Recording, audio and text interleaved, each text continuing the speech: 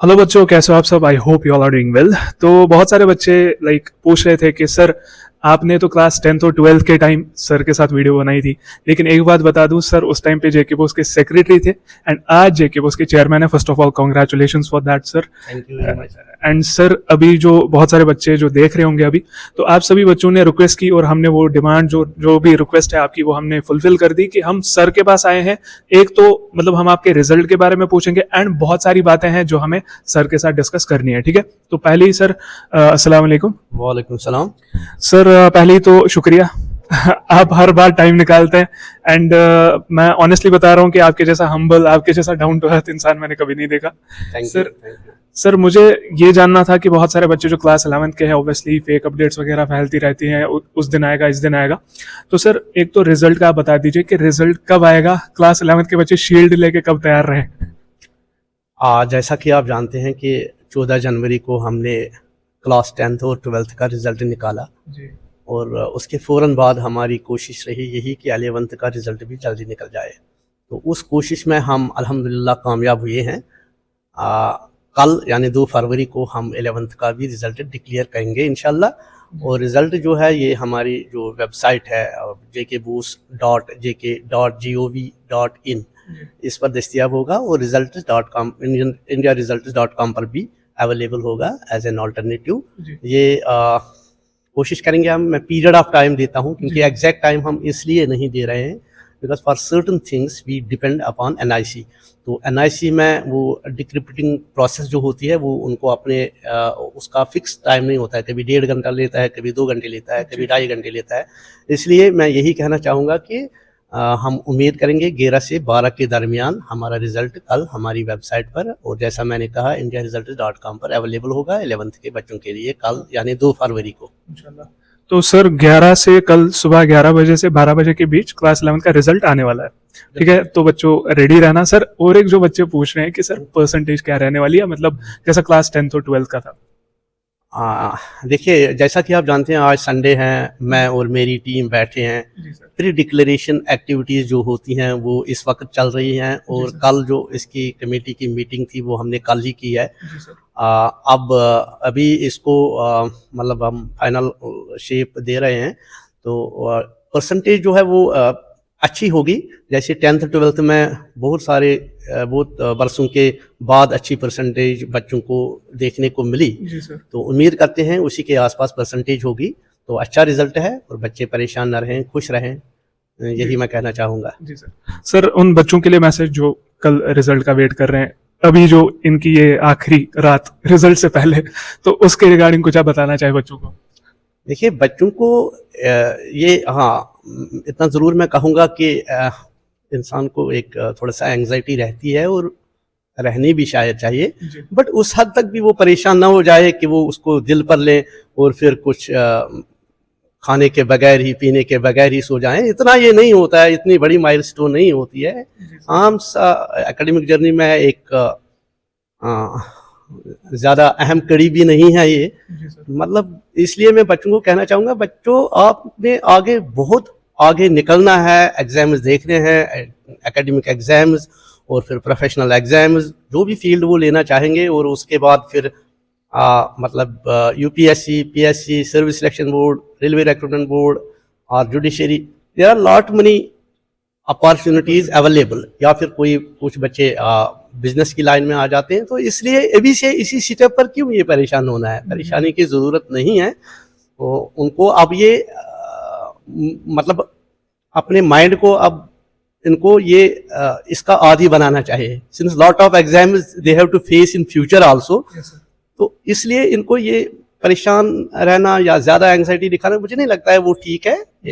मैं उम्मीद करूँगा हमारे बच्चे जो हैं आजकल के इस दौर के जो बच्चे हैं वो ज़हीन हैं और सब कुछ जानते हैं। आगे उनके ड्रीम्स जो होते हैं उनको पता है क्या करना होता है। सिर्फ इतना कहूँगा कि आप स्टेबल रहें, प्रेशर न लें, सब कुछ ठीक हो जाएगा। बस इतना ज़रूर है कि अपनी जो आपको सलाहियतें हैं, इंसान के पास यही एक रहता है कि इसको जो अपनी सलाहियतें हैं, कैपेबिलिटीज़ हैं, उनका ऑप्टिमल यूटिलाइजेशन हो, वो मिसलीड ना हो जाए और फोकस्ड रहें, पैशन से आप पढ़ें। यही मैं इनको एडवाइस करना चाहूँगा। जी सर। सर और जो पेरेंट्स है जो मतलब ऑब्वियसली बच्चों को कंपैरिजन में डाल देते हैं, लाइक उसके बच्चे से कम क्यों आए, इसके बच्चे से कम क्यों आए, तो उन पेरेंट्स के लिए कोई आप एक मतलब अपने पेरेंट्स से मैं ये कहना चाहूँगा, बच्चे ने जो भी स्कोर किया है उस बच्चे को एनकरेज करने की ज़रूरत है।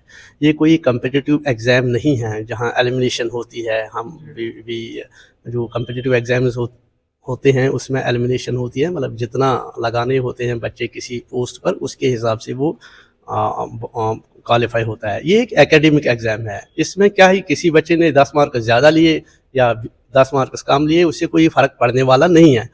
तो मुझे लगता है कि पेरेंट्स को, मैं भी पेरेंट हूँ, let me be very clear, तो मैं तो अपने बच्चे को कभी पूछता ही नहीं हूँ कि आप कितनी पढ़ाई करते हो और कब जागते हो, कब। यहाँ इतना मैं ज़रूर देखता हूँ कि गॉड फॉरबिड कोई मतलब उसका जो ये बिहेवियर है, जो पीयर ग्रुप्स हैं, जो फ्रेंडशिप सर्कल्स हैं, कहीं वो अच्छे बच्चे हैं या नहीं है। बट बच्चे पढ़ते हैं, अपने हिसाब से पढ़ते हैं, अपने अपने पैशन के हिसाब से पढ़ते हैं और अपने गोल के हिसाब से पढ़ते हैं।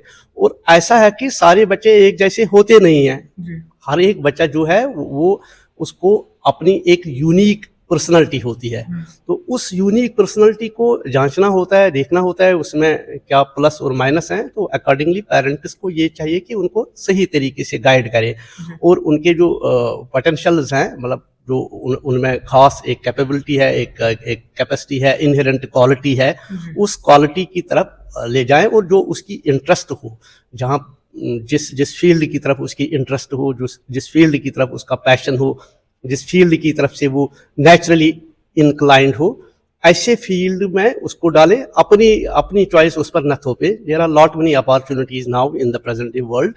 तो इसलिए comparison is not a good thing. मैं पेरेंट से यही कहना चाहूँगा कि बच्चे को एनकरेज करें, उसको हौसला अफजाई दें और उसका पीठ थपथपाएं और उसे ये कहें कि आपका आप कैसे एक अच्छे बच्चे हैं, तो आपको कौन सा रास्ता आगे मतलब जो आपको अपने गोल की तरफ ले जाए। हाँ, लेकिन नज़र ज़रूर रखनी है, क्योंकि सोसाइटी में जो है कि बहुत सारे मतलब जैसे कुछ मैं ये कहूँगा कि ड्रग्स की तरफ कुछ बच्चे जाते हैं या गॉड फॉरवर्ड किसी दूसरे फील्ड की तरफ जाते हैं जो कि डिस्करेजिंग है।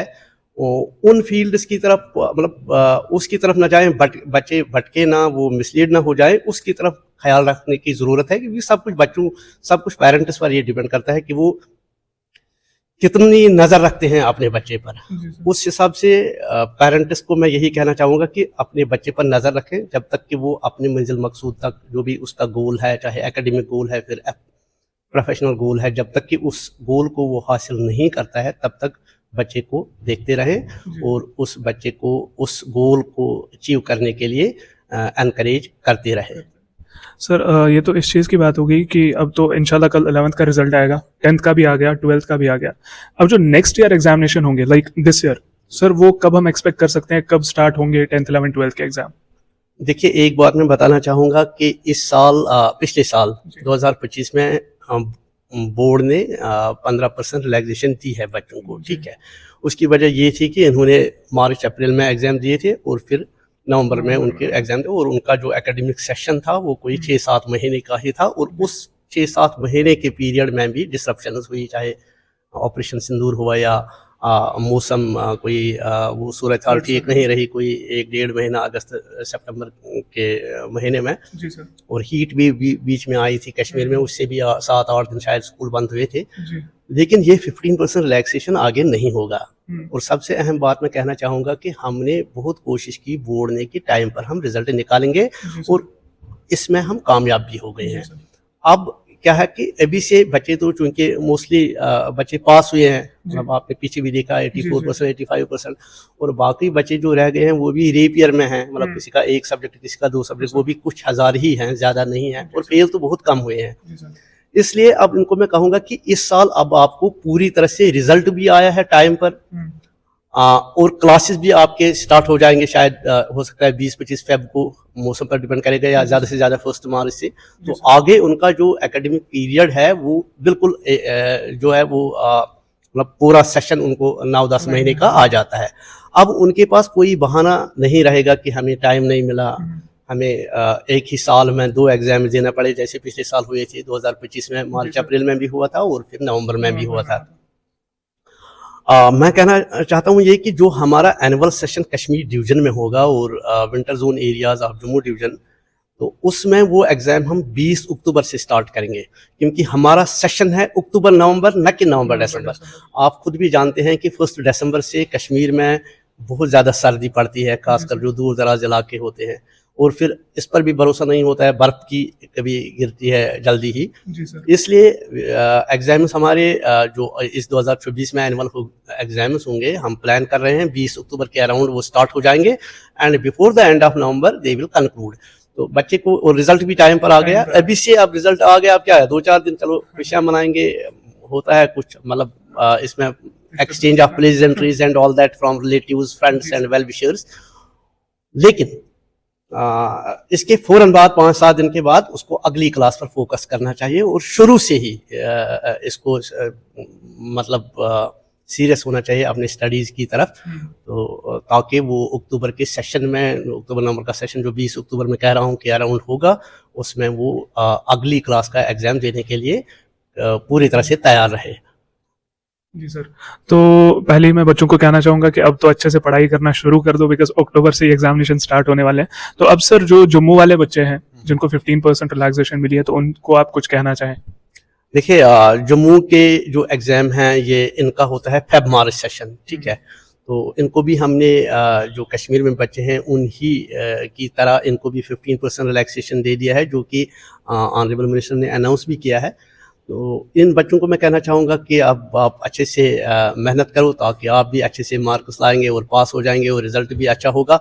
लेकिन इनको भी हमने फेब से ही स्टार्ट किया, क्योंकि इनका सेशन जो विंटर, ये समर का जो हमारा समर जोन जो होता है, जिसमें हमें जम्मू के डिस्ट्रिक्ट 5-7 आते हैं, इनका जो है ये फेब मार्च से है। और फेब मार्च से जैसे 17 का हमें 17 फेब को स्टार्ट हो रहा है हमारा 10th का, 23 और 28 12th और 11th का हो रहा है, तो फेब मार्च में by the end of March हम इनको कंक्लूड, ये एग्जाम्स कंक्लूड हो जाएंगे और रिजल्ट भी इंशाल्लाह 1 महीने के अंदर अंदर होगा, उनका भी करने की कोशिश होगी हमारी।